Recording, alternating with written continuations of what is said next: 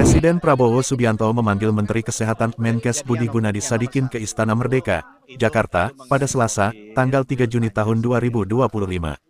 Dalam pertemuan tersebut, Menkes melaporkan perkembangan dari sejumlah isu kesehatan nasional mulai dari situasi COVID-19 hingga program cek kesehatan gratis. Terkait perkembangan COVID-19, Budi menegaskan bahwa meskipun terjadi peningkatan kasus, masyarakat diimbau untuk tidak panik. Tapi ini adalah varian-varian yang relatif tidak mematikan. Jadi enggak usah terlalu dikhawatirkan supaya masyarakat enggak panik, ucap Menkes. Selain itu, Menkes juga menyampaikan terkait perkembangan program prioritas pembangunan 66 rumah sakit baru. Ia menjelaskan bahwa target 5 tahun kini dipercepat menjadi 2 tahun dengan 32 rumah sakit dibangun tahun 2025. Tahun ini rencananya 32, tahun depan 34. Dari 32 ini, 16 sudah groundbreaking. Jadi diharapkan bisa selesai tahun ini. Nah sisanya akan digaris bawah groundbreaking garis bawah segera. Cuma ada sedikit realokasi anggaran yang butuh persetujuan dari beliau. Tadi beliau juga sudah menyetujui.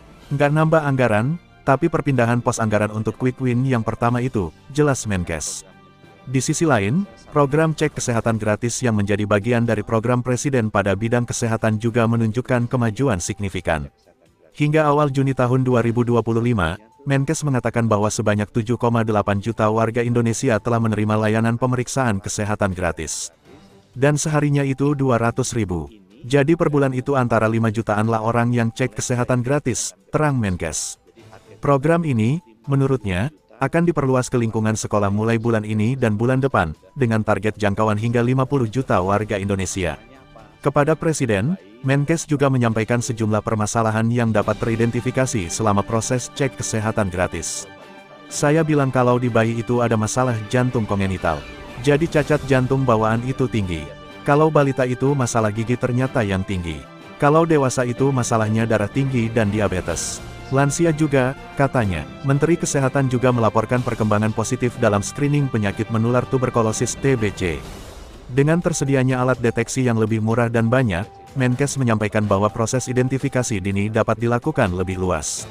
Dari 1 juta diharapkan bisa kena semua, bisa teridentifikasi supaya bisa dimulai pengobatan. Kita juga cerita rezim pengobatan yang baru kan sekarang sudah jauh lebih murah. Kita juga sudah terapkan yang baru, katanya. Vaksin TBC itu belum ada.